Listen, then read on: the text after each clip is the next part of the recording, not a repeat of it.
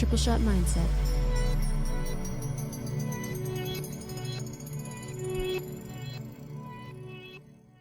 There are certain things that are embedded within your soul. Let's say if you want to have a family, if you want to move and live in Tanzania. Is that even a name of a town or a country? It's a town. But verbalizing, it brings out the inner needs and wants to the outside so you can actually start doing something about it. I think if it's something on your mind, like let's say I've been meaning to talk to my wife about who does the dishes, that's not the sole kind of a verbalizing I'm talking about. It's about verbalizing and bringing into the open what's been in your heart for all these years. Okay, and I'm not talking about complaining about who does the dishes. I'm talking about deeper things like, I want to be a mom. Not me, you, for example. I want to move to Europe. I want to date that person. Right? A lot of us live with these fantasies inside of us. And we think if we talk about it or if we verbalize it, people may think it's stupid. Or some people may think, well, I'm too old to have another kid. Why should I even verbalize I want kids? Some people say, well, I just bought this house here in Orange County. Why should I verbalize wanting to live in Europe? Or I'm with this person. Why should I verbalize I want to be with another person? But I think the moment you verbalize things, you tell the universe that you're serious about these kind of changes or these kind of desires, and somehow things will work out to your favor. For example, when we want to have the kids, my kids, especially the first one, I had a desire to have a kid. I had a desire in me to have a kid. But because my ex-wife and I, we decided not to have kids early on, I just shut my mouth. But the moment I stood in front of a mirror upstairs from this, and I said out loud to myself, I wish I had a kid, that's a moment everything became intentional. That's a moment I had a talk with my ex-wife, said, maybe we should have a kid. Why don't we try to have a kid? And it went from just having fun and whatever to actually having the intention of having a kid. When we want to move out of our office of 20 years last year, we literally stood there and said, we hate this office. We don't want to be here anymore. And if I hadn't said it, or if he wouldn't have said it, then I don't think we would have acted upon that desire to move out. So it's not just communicating what's on your mind. It's communicating what's here. And we have to learn how to do that. And we have to be vocal about it. We can't just whisper it or wish for it or hope for it or tell ourselves it's not the right time. The moment you say it out loud, whether it's to a friend, to your mom, to yourself in the mirror out loud, that's a moment things start to change to your favor. That's so right on and beautiful. Let me spill a little tea about the chakras, which are energy wheels. The space between your heart and your discernment is the throat. Mm-hmm. And activating this energy center by speaking what the desires of your heart are, then gives you the path to create that. So technically it's like a ladder system. It's a hierarchy. You can't move from the desires of your heart up to the path. You can't see the path to create it until you've activated the throat. Mm-hmm. So I'm completely in support of saying these desires. Sometimes I would say don't say them to other people because they may try to cancel them out, or they might give you a frequency that destabilizes. So know your audience, like know who you're speaking to about your desires. It may just be you and yourself in the mirror, but definitely say it out loud. Yeah. I want to experience this emotion. I want to have this type of relationship with this person. I want to leave my current situation. Whatever it is, the mirror doubles the power, maybe even triples it. But activating that frequency here will actually allow your third eye to open up so that you can perceive the path forward. Otherwise, you're really in the dark. Yeah. There was a time during these, wanting to have a kid, wanting to buy a house, wanting to do all that stuff, that I used to have and I'm not kidding, I used to have pain in my throat. like someone's like kind of trying to strangulate me. And I thought maybe it's acid reflux, maybe it's this, maybe it's that. And I told my ex-wife about, I'm having issues here. And she said, because you're not speaking your truth. I thought to myself, that's very whimsical, that's very, rah, whatever. But the moment I spoke the truth that was here, it came out of my mouth and into the mirror or her or whoever it was. The pain here, the pressure here subsided. Yeah. And I knew that was holding things in. So when, let's say, he comes to me or my mom, oh, I've been having issues here. It feels like someone's... I said, Mom, what's in your mind? Oh, nothing. Your brother's you doing this. My brother in DC is doing this. And then it all comes out. And when it comes out, she's like, oh, today I feel much better. I don't know what it was. Maybe it was the saltwater gargle. I'm like, no, Mom. It was you pouring it out. Like some people just chalk it up to, this is the hand I've been dealt with. Let me just put up with it. Mm-hmm. This guy that I was talking to at my kid's school, he is going through a divorce. Well, actually, he did go through a divorce.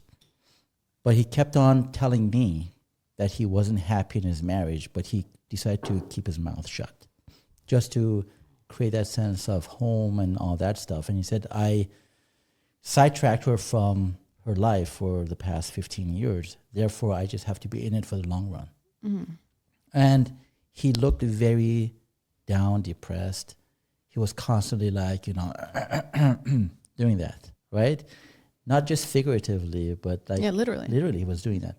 And I saw him at one of his kids' birthdays, like in August, September. And he looked happier.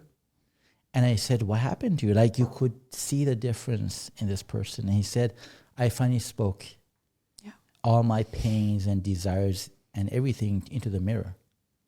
Oh. And he wasn't willing to do that before. He was willing to just say, well, this is a hand I've been given. This is the wife I was given. This is a whatever. But he finally stood in the front of the mirror. He said, I did what you told me to do. And he talked about it. And once it comes out, like, it changes your life. Yeah. The same thing we did with Marcus Lemonis. I went to work with him, and inside of me was this burning desire to work with this person, to reach out to him. And I kept on tweeting him, texting him, whatever, nothing would happen. And one of the things I did was I went in front of the mirror, again upstairs, and in front of the mirror I said, I will be working with Marcus Lemonis in this tone, not softer, not louder. I'm going to be working with Marcus Lemonis. I would love to work with Marcus Lemonis. I'm going to work with them. I'm going to work with them. I'm going to work. And I started getting excited about my own revelation to a point that my energy changed and everything around me started pointing towards that outcome. Yep. You activated the third eye. You changed your reality. Another thing you're doing ritually when you speak, and I've heard that they call it spell and spelling when people use words because words are spells, but you're using your oxygen, your air, your life force, and you're changing the environment. And if you measure environments where people are speaking positive words, it actually affects the atmosphere of the air. So if you think about it from an etheric perspective, you're changing the ether, which is the connective tissue between you and your goals. You're actually molding it so that you're more aligned with your objective, whatever that may be. So it really is almost a scientific truth. It is. And for a while, I didn't want to do it.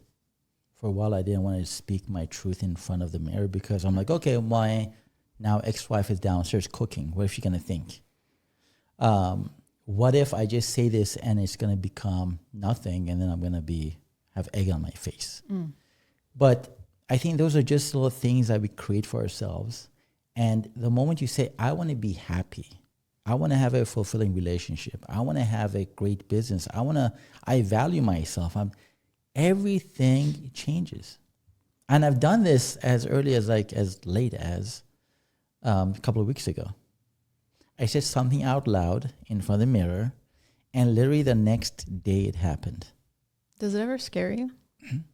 It does. And I was going to write that the person that told me what to do or how to do it on Instagram, hey, it worked. And I thought to myself, that is so scary. Like you literally say something, whatever desire you have in here. Wait, you saw it on Instagram and you did it? Well, this lady was talking about how to do it. Like she said, I've done it and it works. And do it again. And I've known about it, but just forget sometimes. We forget to do that. We think it's, pointless. But if you do it enough times and you see enough times, the conclusion that you want comes to fruition, you're like, wow, this is like powerful. Why don't I do it every day? Mm-hmm. And I think it should be part of every day. If you want to meditate in the morning and then go in front of the mirror and talk your truth and say it as if it's already happening or it's already there, then it makes a world of a difference. Yes. You raised such a good point that I want to hit home. That's the bat. Golf? Oh. That was a bat. Oh, but you're right. It kind of sounded like a golf effect. Either way. Sometimes we forget that these simple foundational things are so powerful. I can't even say the amount of times I've been disillusioned by stress and life, and I forget these little foundational things. Then I rediscover it, and in a week, my frequency has completely changed. It's like, oh my God, and I knew this, but I wasn't implementing it. That's the importance of discipline, the importance of ritual. So I would say take a week to the listener or viewer and do it every single day until you remember what you're doing and the power of that. Because otherwise, if it's just a one-off, that doesn't sustain your frequency where you want it to be. You want to actually biologically change the chemistry of your body to be closer to the life you want to live. Instead of it's like I eat one lettuce leaf every 6 months is not going to have the same effect as consistently taking your greens in every day or 3 times a week. Like I was going to say, did you know lettuce, of all the vegetables, it has no real value? Damn it. I knew that because I don't like lettuce. Just say apple. Apple. I eat an apple once every 6 months. Yeah. Remember the days we used to meditate, which we should start doing again. Imagine you meditated. Like I'm me. not talking about you. Okay. Because you already do it.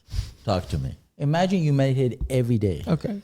And you got to a point that it no longer your little thoughts or whatever, like what the fuck am I doing, no longer entered your mind. And you opened this openness in your head that you could fill it with positive thoughts, great affirmations, all those things that you want in your life. And then when you open your eyes and come out of it and do the mirror thing I just talked to you guys about, do that for 30 days. Imagine what a different life you're going to have at the end of those 30 days. And I just do one-offs every once in a while, and I was amazed. Imagine if you do that every day. Yep. Verbalizing what you want, even if it's going against what you program yourself to believe. Let's say if you program yourself to believe, like, this is perfect life. I have the perfect life, the perfect family, the perfect house. Even if you go against that, it's more powerful because you'll see the huge change in what you thought you wanted and actually what your soul really wants. Because what you really want is, there's like a little kid inside of you who still has that joy, has that dream, ambition for certain things, but you've kind of silenced it with, oh, well, I'm this many years old. Well, I already have, let's say, a house. I already live here. My kid goes to school here. My wife is that. Okay, it is what it is. But once you do this, some people don't want to do it because it creates a separation from who they are, without who they thought they were, and who they're going to be.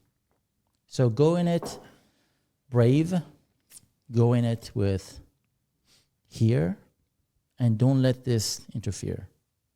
That rhymed.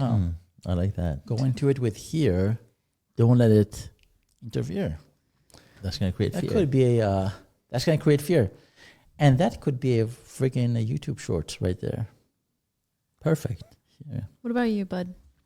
What about me? Do you ever have a story where you held something inside and it was poisonous, or when you let something out and it was healing? Absolutely. I'm very honest with myself. I don't advertise it.